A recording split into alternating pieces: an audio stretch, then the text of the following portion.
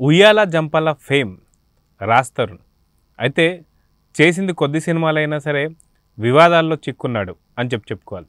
అయితే ఇలాంటి సమయంలో మరో వివాదంలోకి రాజ్ తరుణ్ చిక్కుకున్నాడు. అదేంటా అనుకుంటున్నారా? చూద్దాం. అయితే మనతో పాటు సీనియర్ జర్నలిస్ట్ హేమసుందర్ గారు ఉన్నారు. వారిని అడిగి తెలుసుకుందాం. సార్ నమస్తే. నమస్తే.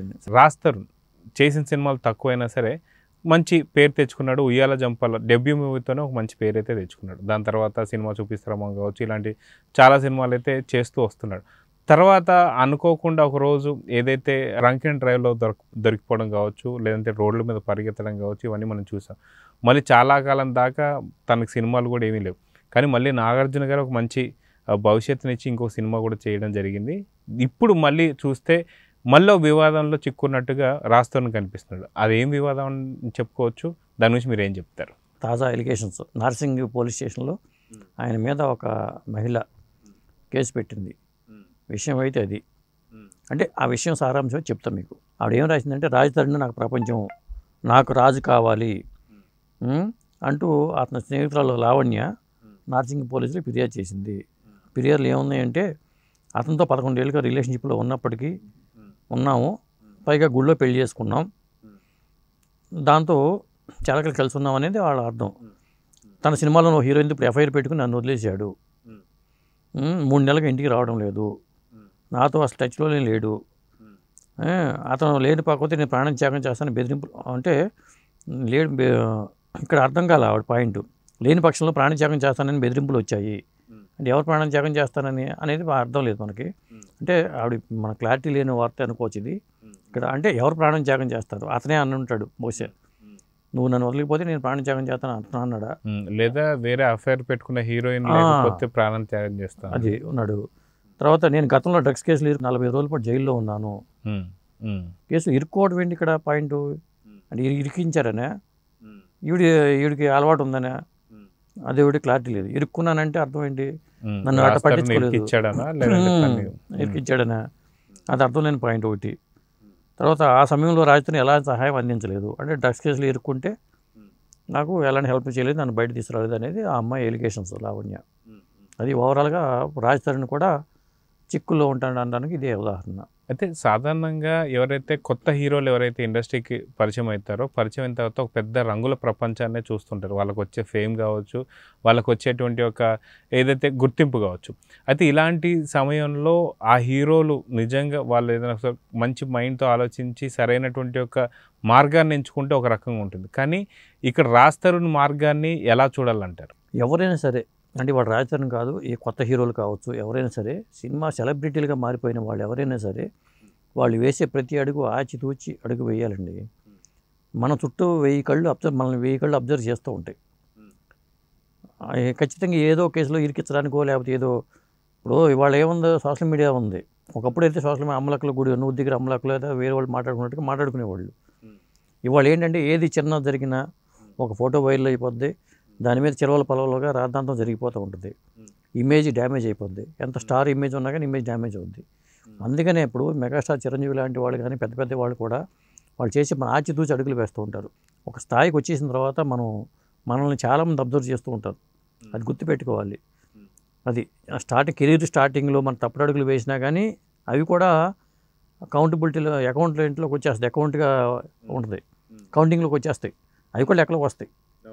సో ఈ రకంగా చూసుకుంటే రాజ్ తరుణ్ పైన ఈరోజు లావణ్య అనే ఒక మహిళ కంప్లైంట్ ఇవ్వడం కావచ్చు, అది కాక 11 ఏళ్ల క్రితం నుంచే వీళ్ళిద్దరికీ ఒక రిలేషన్షిప్ ఏదైతే ఉందో దీన్ని ఎలా చూడాలంటారు? ఆ వాస్తవానికి ఇప్పటిదాకా ఇప్పుడు రాజ్ తరుణ్కి పెళ్ళైందన్న సంగతి కానీ ఇవేవి కూడా ఫిలిం నగర్లో ఎక్కడ చక్కర్లు కొట్టారు. సో సడన్గా ఈ వార్త అంటే ఇక్కడ నాకు అర్థం కావట్లేదు. ఒక హీరో 10 ఏళ్ల పాటు లేదా 20 ఏళ్ల పాటు, ఇప్పుడు పెళ్ళిళ్ళు చేసుకున్న హీరో 50 ఏళ్ళ పాటు ఉన్నారు, వాళ్ళు ఏ రిలేషన్ లేకుండా ఉండాలనే మీ ఉద్దేశం? అంటే ఇక్కడ రిలేషన్లు ఉన్నా సరే ఇక్కడ బయట పడలేదు అంటే దీన్ని ఎలా చూడాలంటే పేరెంట్స్ నుంచి సుప్రీంకోర్టు చెప్తుంది కదా, మీరు రిలేషన్షిప్లో ఉన్నా మాకు ఎవరు అభ్యంతరాలు లేవని కోర్టు చెప్తున్నప్పుడు 11 ఏళ్ళుగా రిలేషన్షిప్లో ఉన్నాడు అనడానికి ఇప్పుడు ఆధారాలు కూడా చూపించాలి. నాతో రిలేషన్షిప్లో ఉన్నాడు అనడానికి ఆధారాలు, ఫోన్ చాటింగ్లో లేదా కాల్ చేయటంలో ఇవి ఇవాళ రోజుల్లో అవి ఈజీగా దొరుకుతాయి. అది అంటే ఇప్పుడు జనం ఒక రకంగా ఆలోచిస్తారు, రిలేషన్షిప్లో ఉండటం తప్ప కాదా అనేది ఒక పాయింట్. అంటే 20 ఏళ్ళ పాటు సినిమాలు చేసుకుంటూ ఏ రిలేషన్షిప్ లేకుండా ఆ హీరో ఉండాలా? అంటే రిలేషన్షిప్ మెయింటైన్ చేయొచ్చు కానీ అది తెలుగు సాంప్రదాయ ప్రకారంగా పెళ్లి చేసుకుని రిలేషన్షిప్లో ఉండొచ్చు. కానీ అట్లా సహజీవనం అనేది ఎంతమందితో చేయొచ్చు, ఎంతమందితో చేసినా సరే పర్లేదు అని చెప్పేసి అనుకోవచ్చు అంటారు మరి? అంటే సహజీవనం జనానికి తెలియకుండా చేసేవాళ్ళు ఎంతమంది ఉన్నారు లిస్ట్ ఇవ్వండి ముందు. ఎంతమంది సహజీవనం చేసేవాళ్ళు ఉన్నారో లిస్ట్ ఇస్తే అది తప్ప ఉప్ప అని తర్వాత ఆలోచిద్దాం. ఎందుకంటే బయటికి రానివి ఎన్నో ఉంటాయి. అంటే బయటికి రాని చాలా ఉన్నా సరే ఇది సభ్య సమాజానికి సరైన ఇట్లాంటి కేసులు పెట్టినప్పుడే బయటకు వస్తాయి. అవును, ఇప్పుడు ఎవరో ఒకళ్ళు కేసు పెట్టినప్పుడే బయటకు వస్తాయి. కాబట్టి వాళ్ళు ఉన్న టెక్నాలజీలో మీ కాల్ రికార్డింగ్ చేయొచ్చు, మాట్లాడుతున్న కాల్స్ రికార్డ్ చేయొచ్చు. వాట్సాప్ కాల్ చేస్తే స్పీకర్ ఆన్ చేసుకుని ఇంకో ఫోన్ పక్కన పెట్టుకుని రికార్డ్ చేసుకుని కూడా అలర్ చేయొచ్చు. కాబట్టి రిలేషన్షిప్ పెట్టుకునేటప్పుడే ఎవరితో చేస్తున్నాము, మనల్ని ఇబ్బంది పెడతారా లేదా, ఇలాంటివన్నీ ఆలోచించుకోవాలి. అంటే ఒకసారి రిలేషన్షిప్లోకి వెళ్తామంటే చాలా ఆలోచన చేసుకోవాలి. మన ఇంట్లో పెద్దవాళ్ళని ఇబ్బంది పెడుతున్నామా లేదా, దీనికన్నా రిలేషన్షిప్లోకి వెళ్ళటం కన్నా పెళ్లి చేసుకుంటేనే మంచిదా పెద్దలు చెప్పినట్టుగా, ఇలాంటివన్నీ. ఇప్పుడు ఇంకో హీరోయిన్తో ఎఫ్ఐఆర్ పెట్టుకున్నాడు అని చెప్పి ఆమె అభియోగం. ఇప్పుడు ఆ హీరోయిన్ ఎవరు అంటే ఏం చెప్తారు? అది కూడా బయటకు వచ్చేస్తుంది. 2 రోజులు మళ్ళీ ఇంకొక 3వ పర్సన్ వస్తారు. ఇప్పుడు ఒక కేసులో ఇరుక్కుంటే ఎంతమంది బయటకు వచ్చారో చూసాం. కన్నడంలో దర్శన్ కేసు విషయంలో చూసాం ఎంతమంది బయటకు వచ్చారనేది.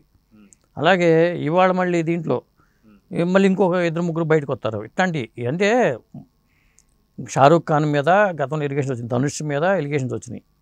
షారూఖ్ ఖాన్ నా కొడుకంటూ చేసిన వాళ్ళు ఉన్నారు, ధనుష్ నా కొడుకంటూ చేసిన వాళ్ళు ఉన్నారు. ఇలా రకరకాల ఎదుగుతున్న కొద్దీ మన మీద ఆ ఉచ్చు పనటానికి శక్తులు చాలా కాచుకుంటాయి. ఆ విషయంలో చాలా అప్రమత్తంగా ఉండాలి.